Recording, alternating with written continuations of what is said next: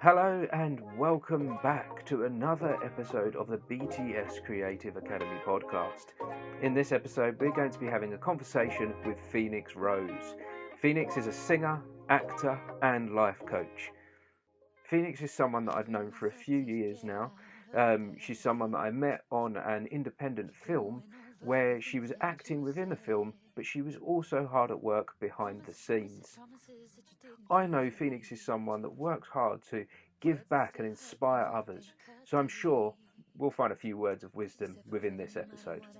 So, my name is Phoenix Rose, and I am a singer songwriter, boxing coach, holistic life coach, actress, voiceover artist, and general lunatic. Wow, that's an intro. Where should we start? I know. Let's start with you, the singer, songwriter. Well, I've been in the game for a long time. I got into the music industry about 15 years ago when I started releasing music and that kind of thing. But I've been on the stage since I was 10, and had vocal training since I was 10, and been in the recording studio since I was 15. So I'm a veteran in that sense. And I released a lot of music under my birth name, Rachel Rose, for a long time. So for about 10, 12 years, I released a lot of music, had a lot of, my own versions of success, building a bit of a fan base and getting lots of really cool opportunities like singing at Wembley, singing at Glastonbury, having a couple of things with Sennheiser, being on The Voice, being on a documentary called The Choir That Rocks. So, I've been doing lots and lots and lots and lots of things. And then, like everybody else, through COVID, the time we don't speak of, uh, naturally everything fell apart for me, like it did a lot of people. So I lost everything, and I think I kind of had to lose the foundations on which I'd built my life because they weren't sustainable. So there was missing parts of authenticity about myself, which was coming through in the way that I showed up in the world, the way that I showed up in my music, the way that I showed up in my acting, like the way that I showed up in any way, and the way that I showed up in my songwriting. And I think what happened for me during the last 4 years is that I've literally been stripped of all the stuff that I became based on narratives that weren't mine, and based on narratives either from family members, from trauma, from the industry. And I've just like stripped myself of all of them. And that's when I decided to become Phoenix. And one of the reasons I chose to change my name and revamp is I come across as very, very confident, because I am in lots of ways, but I'm actually a very, very sensitive soul, and I feel things very, very deeply. And when I write music, I write from an autobiographical place, and I knew to be authentic, I had to access my own pain and then speak on it. And for a long time, I didn't want to do that, because I was avoiding my pain for such a long time. And then COVID made me feel it all. But I realized that, when you're going through stuff, and then I channel it into music, I then have to sing it on stage. I then have to perform it. I then have to share it with people. And I almost needed like a protective blanket around me, because I didn't know how to document everything I was going through and then just go and bleed out in front of everyone and be like, hi, here's my soul, when I was still fragile. So Phoenix came about because it was like, how can I be something else or have someone else to protect me while I'm sharing these painful stories?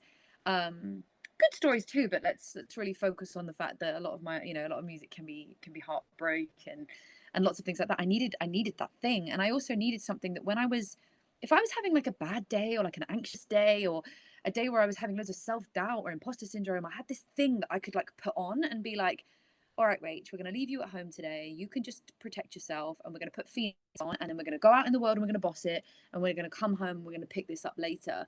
And it meant that there was a bit of a distance between who I truly am, all the crappy parts, the painful parts, all that kind of stuff, and who I am out in the world as an artist. And I realized I think I needed that. I needed A shift. a shift, yeah, so I could step into Phoenix and sing those songs and tell that story, and then I could come back to being Rachel and also be where, cause, something I've learned about me, even in my personal life, is people see what they see on the surface, and then they get a bit shocked when they learn that I'm vulnerable, or I'm sensitive, or I'm fragile, or I'm all these like juxtaposition things to who I present to the world. And So I kind of learned that lots of people don't, in inverted commas, deserve to see that part of me. You know, lots of people shouldn't have access to that part of me because they're not going to protect it or keep it safe. So again, it means that I can kind of go out and be protected by Phoenix, but then if I need to go and do whatever, you know, be that, you know, be the pure Rachel, I can go and do it with people who I know will protect me and love me and whatever. So anyway, then we got to last year and I started to release new music, and that's been really cool, and it's been a bit scary because I've been releasing stuff that's like I said, it's raw, it's vulnerable, it's heart and soul, and it's slightly different sound. It's like all my sound is sort of the same, it's just evolving all the time, so it's slightly different to the other stuff but kind of the same vibe. Yeah, it's been a bit of a wild year, and I've got a new single coming out literally in Check's phone, 3 days. So a new single coming out in 3 days, which I'm very excited about. Wow, you seem to have found a way to live in your truth. Tell me more about these other aspects in your life. So I am a holistic life coach, which basically means that I'm a life coach, but I use some kind of holistic things to help. So Reiki, and I also do card readings, energy readings. A lot of people will be like, because but that's fine. But it's because they've never tried it before. That's why. And I love to help people, and I love to see, because I've had so much help in the last 4 years to become who I am today through holistic coaching and Reiki and these things. I wanted to give back, and I wanted to start something where I knew I could help people be the sort of, I don't want to say be the best version of themselves, that's so cliche, but it's like to evolve from the place of being stuck, evolve from a place of being inauthentic, evolve from a place of being a people pleaser and anxious and lost, and try and like re-find who they are. And then that also led me into boxing coaching. I absolutely love boxing. It's been something that has completely saved me. You know, it's such a focus. It's probably the only place and time in my life where my brain is quiet, which is doesn't happen for me often. And I wanted to translate that over to other people and help them find that sort of that peace of mind. Or boxing has helped me feel safe in my body, which I've never had before, and that to me is priceless. So I've started to learn Brazilian Jiu-Jitsu recently with an amazing coach called Bruno, and but I wanted to learn it from a self-defense standpoint to start with. And now I'm moving into learning it as a sport, because I feel like I want to know how to protect myself at all times, and also be able to like pull my shoulders back and know that I've got me. And now I want to do more of that and evolve that as well, for other people, predominantly women, because I am one, so I know how to communicate most with women, but not just women, but people, so that they can learn to feel safe and strong and proud, and they can pull their shoulders back. You know, I used to walk through the world with my shoulders rolled over and my head down because I was afraid of what would come at me, and now I don't. So that's something that has been amazing to discover. So your journey has been a struggle. How does that feel to be in a position of support for others now?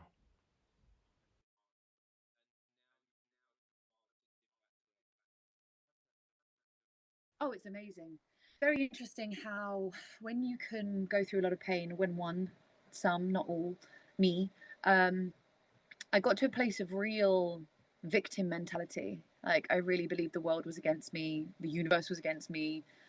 I became very poor me, and was very in my own head. And I realized, you know, that's a form of self sabotage anyway, because when you're constantly blaming yourself, blaming everyone else, and you're not looking inward, you're not making the changes. And I decided I didn't want to be like that anymore. I didn't like who I'd become. I didn't like that I was kind of giving up. Um, and when I've been fighting back and revisiting myself and building this life I'm proud of, to then help other people come out of that space or to help them grow, I feel like I'm doing something purposeful with my life. Like, I always said I wanted to leave the world a slightly better place than I arrived in it. And I feel like if I can impact one or two people, if I can impact 1,000 people, 1,000,000 people, you know, I'm leaving the world a better place than I found it. And there is no better feeling than either watching someone connect with their technique in boxing and the smile they get when they know they've done it right, or when they have a breakthrough moment in their coaching, their life coaching, and they suddenly overcome something huge. And it could be something so small on paper, again in inverted commas, but it's actually life affirming. It's them breaking through some invisible barrier that they've carried around with them. And You know, I want people to believe that there is more for themselves, because I've broken through so much. I know it's possible. And that to me makes me so passionate about helping people, because I've done it. And I was the victim. I gave up. I didn't know who I was lost. I was a people pleaser. I was anxious. I was confused. So you'd look on paper and see all the things I'd achieved in my career and be like, she's got it all together. I was a fucking mess, excuse my French. I was a complete mess. Eating disorder, codependent, you name it, I was it. So when I show up in these places, I'm doing it from a place of, I am you, so I know you can do this. Not I am, putting myself higher than you and telling you how you should live your life. It's, I see you, I validate you, I understand you, but I also know you can do better. I also know you can be better for yourself. Not, everyone's perfect as they are, but if you want to grow and you want to do more, let's go. Let's do it together, because it's all hard work. It all takes hard work. God, I wish it was easy. I wish we could take something and it just be like, bring. But there's no learning in that, unfortunately. Tell me about that crossroads. You had this time when you was Rachel. You're now known as Phoenix Rose. What happened?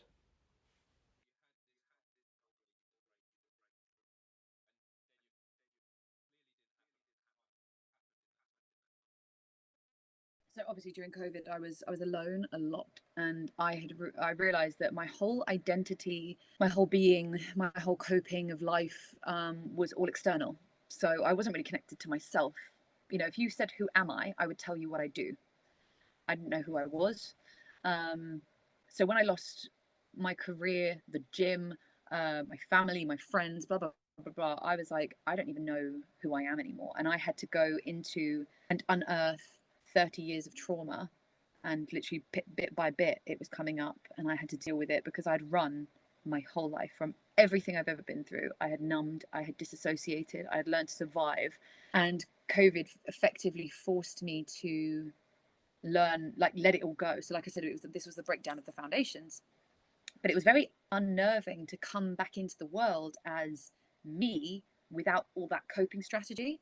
So even my eating disorder was a form of safety, right? So I can't control the world, but I can control my food.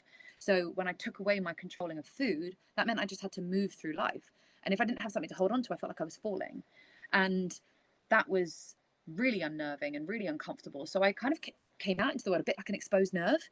And that was why I decided that I needed to try and think of something to protect those moments, because I still have moments, not as badly now because I've done so much work, but I still have moments now where I feel very exposed and feel a bit like I've just, that nerve is on the surface and I'm like, oh, something's going to hit and it's going to hurt. And I still have moments, but I know what to do now, and I have my toolkit, and I know what I need. And I also know when I'm running or distracting or deliberately not facing things. Like I lost my nanny recently, and I've been through a lot of grief this year, a lot of change, a lot of upheaval, a lot of pain, and I flat out did not want to feel it. I was like, I do not want to deal with this right now. I do not want to hurt more. I do not want to say goodbye to her. This friggin' sucks. I don't want to look at it. And so for a couple of weeks, I just threw myself into training, was at the boxing gym the whole time, working loads. And then naturally, it found me, and I had to feel it the day before the funeral, hit me like a tidal wave.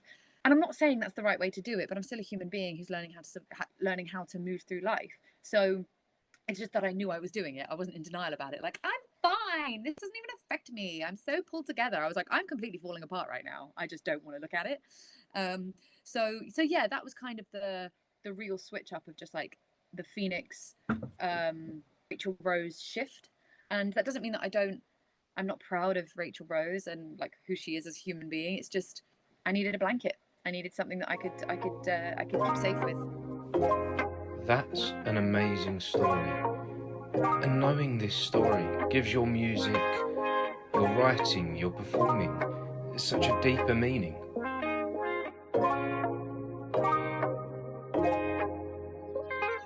Can't bring myself to get out of bed. Keep going over the things that you said. Promises, promises, promises that you didn't keep. Words that still hurt, they cut deep. You said forever, no matter whatever happens, it's you and me. But you couldn't hold it down, and now my heart is heavy. Sit together is better, whatever the weather, just you and me. But now I'm all alone and I can't help be angry. Where was my forever, baby? Where was together, baby? You held it down until it got too hard. That mentality won't go far. Where was my forever? Where was my together? Ended up forever and maybe this is where it gets better. For me. For me. For me. How has writing music supported you through your journey? I'm writing some of the best music I've ever written, and I think it's because I'm connecting to what I actually want to say, not what I think I should say. And sorry if you heard that. That was my puppy crying. Oh, sorry, guys. Did you upset him? No, he wants me to play with him. Oh, of course. He's like, where is it then? Get your ball. Go get it. Sorry, this podcast is going to be quite funny. There you go. He's got the ball. He's got the ball. You'll enjoy watching this one back. He's been playing up on your bed throughout the deep and meaningful conversation. Okay, back on topic. Yeah, creatively, it's been the best thing. I think it's really interesting. I actually had this epiphany only 3 days ago. So this is this is what I mean. I'm always evolving. I'm always growing. But I was midway through a set. I've got a residency at the moment, and I was midway through, and I realized that I was thinking about everything apart from what I was singing, right? So it was very muscle memory. The voice was just coming out, but I was thinking about, is the volume too loud? Are people liking it? Should I be singing these songs? Should I make it more upbeat? What's wrong with my Mac? It's really doing something else. The tracks seem really slow. Oh my God, are they happy? Are they okay? Should I sing more? And I was like, when was the last time that I was in it? And I actually did a performance, a random performance with a guy called Ben Waters, who's a blues and boogie woogie pianist. Amazing guy. He pulled me up on stage. He's a family friend. But he pulled me up on stage on a whim when I went to see him. And it was, the only way I can describe it is spiritual. It was a spiritual experience. I was full body in the moment. And I was so elated. It was the voice. It was the music. It was everything. And I felt so happy. I was like, that's what this is all about. But it made me realize then when I did the show a couple of days ago and I was thinking about all these things, I was like, I'm not always in it. So when did I stop being in it? Enough. Have you read The Power of Now? Have I read The Power of Now? I've heard clips. I don't think I've read the whole thing. Go read it. It's about being present, right? When I was in this moment and realizing I was thinking about all these things, I was like, I haven't felt like my voice has been mine for years. Because in this industry, everybody's going to tell you what you should write, what you should sing, how you should look, what size you should be, who you should perform with, where you should perform. But you're also not allowed to earn money because they don't give you any money, because you're not supposed, because the industry doesn't have any money, but it does have loads of money. It just doesn't want to give you the money. So you have to sing the thing that makes them happy, so they give you the money so you can make it. It's endless. But I realized like my voice didn't feel like mine. So I had actually become disassociated from my own voice. And this last year, my focus has been finding it again and reconnecting with my voice and singing where I'm happy and writing it. One of the things that I heard a few times was, Rachel, your songs are too sad. Are they? Or are they just emotional? Or are they just deep? Or are they just, this is my safe space to actually speak about how I truly feel? And it made me think, my soul was dark. My soul was unhappy. My soul was deep. My soul needed that music to process. And yet, guess who started writing happy songs? Because somebody told her that her songs were too sad. That would be me. So this is how much you can get. And obviously I was a people pleaser as well, and had no self-esteem or self-worth. So I was allowing the world to tell me who to be. So the music I'm writing now, I don't care if it's sad. I don't care if it's angry. I'm telling you how I feel. I'm connecting to something that's in me, and I'm doing it for the purpose of reaching someone else out there who's carrying that same pain, that same feeling, that same trauma, that same loneliness. I'm not writing for the people who want to critique me and tell me who I should be. I'm writing for the person who's alone at home and needs a song to keep them going. That's who I'm writing for. Really powerful. That was a big moment for me, because I was like, I actually don't care anymore about the people who just want to critique me from the sidelines. Knowing what you know now, what advice would you give your younger self?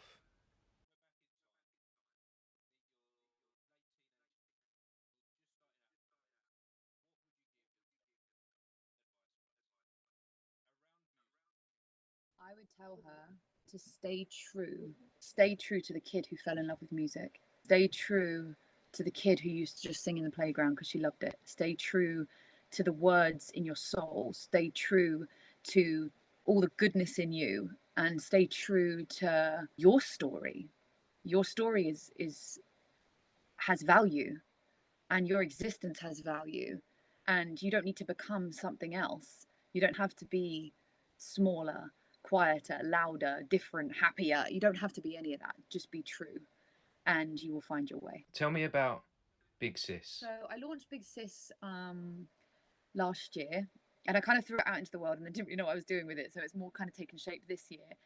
But I wanted to create something that was a safe space for people to come, and it's not therapy, it's not counseling, it's support, it's life coaching, it's encouragement. And the reason I chose Big Sis is because it's the idea of, it's a big sister. It's somebody who can hold your hand. It's somebody who can give you a big hug. It's somebody who can put their arm around you, physically or spiritually or emotionally or mentally. And I think what I want and what I'm aiming for Big Sis is to help people grow, but to make sure that they feel safe and valued and seen and heard, and that there is a space where they can grow because they feel like they are loved in that space. And so I work either on a one-to-one basis, doing one-to-one mentorship. So like we work, like have weekly calls, regular check-ins. I mean, one of my girls, we speak most days, just like texting, just check-ins all the time. And then I also do a group program. So I launched that about 8 weeks ago. So it's a 6-week group program, and it kind of gives you the intro in, but it's guided meditations, journaling prompts, a little bit of homework you can take away, nothing too heavy, but just like, you know, I might get them to write a letter to their younger self or something like that. And again, it's just like that hour a week where people can come and feel safe and feel seen and feel heard and do some growing and releasing. And it went really, really well. That was the first program that I've launched. So I'll be launching another program again, likely September, but it might be October now, because September suddenly become very, very busy. But I'm going to see. I'm hoping to do it in September because I love it. So I'm hoping to bring it forward. But yeah, you can learn all about everything on my website, which is bigsiscoaching.uk. We'll add a link in the bio. You love doing it. Tell me about that. How much I love doing it. During COVID, and I didn't think I was going to bring this up so much, but there is purpose for why I keep mentioning it. There was such a huge disconnect from community. And actually in our society in general, we have quite a big disconnect, and we definitely did before COVID, and we still do now, but I feel like it's different. It's definitely different for me. But huge disconnect, and becoming very reliant on apps and phones. And then when we were like physically separated from each other, there was an emptiness inside of me, like a real emptiness inside of me, that I didn't realize how deeply I was seeking connection, real connection, not superficial connection.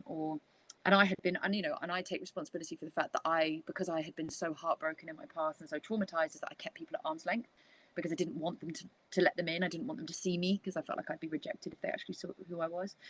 So I had created a disconnect in my own life as well. And having reconnected with, you know, afterwards, starting to reconnect with people again, friends and family and new people, I realized how much I seek that in my everyday. You know, I want to connect. I want to have this human experience physically. You know, yes, Zoom and stuff is great because I can actually do my program over Zoom, but just to actually check in with someone and be like, how are you? No, really, how are you? And learn about them and let them feel like they are connected. And, you know, that to me is just so special. I think I've realized, like, you know, I've been through a lot of loss in the last year. And if I lost everything tomorrow, all my money and things, you know, my phone, my MacBook, like, you know, my car, I would still have my family. I would still have my friends. I would still have those people, because that's what actually matters. And I know that's super cliche and people are going to, you know, be like, yeah, I heard that before, but it's true. It's the only thing that really matters. But yes, of course, we are in a society where we have to make money and we have to do these things. And that's great. Like, I love my car. It brings me joy. It means I can drive around the country, whatever. But it's just understanding that at the core, you know, that seeking validation outside of ourselves doesn't help. It doesn't fix the problem. And I think that was the thing that I realized for myself. So now, in connecting with people and just seeing, you know, maybe their day gets a little bit better, or they're able to cry because they feel safe, or they're able to break through something, it makes me feel connected to them, and I know it makes them feel connected to me, and therefore we are in a much happier space in society, I feel, to have that.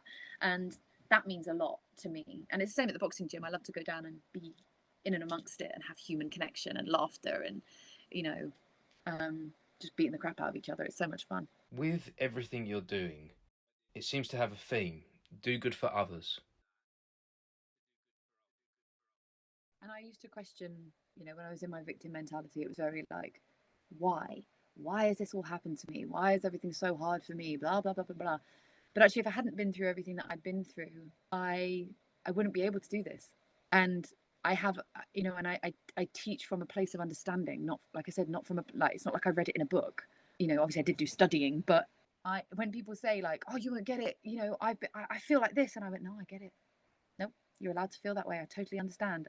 You know, it's because, you know, I might be able to say, oh, it's because X, Y, Z. And then they're like, oh my God, you see me, you understand me, I make sense. And I'm like, yeah, of course you make sense. And I think that's what people want to feel. In your own darkness, like we all carry darkness, right? We're made up of two things. We're yin and yang. We're made up of darkness and light. People are afraid of their own darkness. People are afraid of their own trauma, their pain, their bad habits, their nasty things, like whatever it is. But actually, that's the part of us that needs love the most. Shine light on it and go, you're not alone. Bring it out. Shame can't survive in the oxygen. It's like vampires, right? When shame comes into the air and we say it out loud and we bring compassion to it, it dies. And that's a big thing as well. It's just like making people not feel judged in their moments of shame. I'm so grateful for you taking the time to join me on the podcast today. My hope is if only one person listens, they'll get something from your wisdom.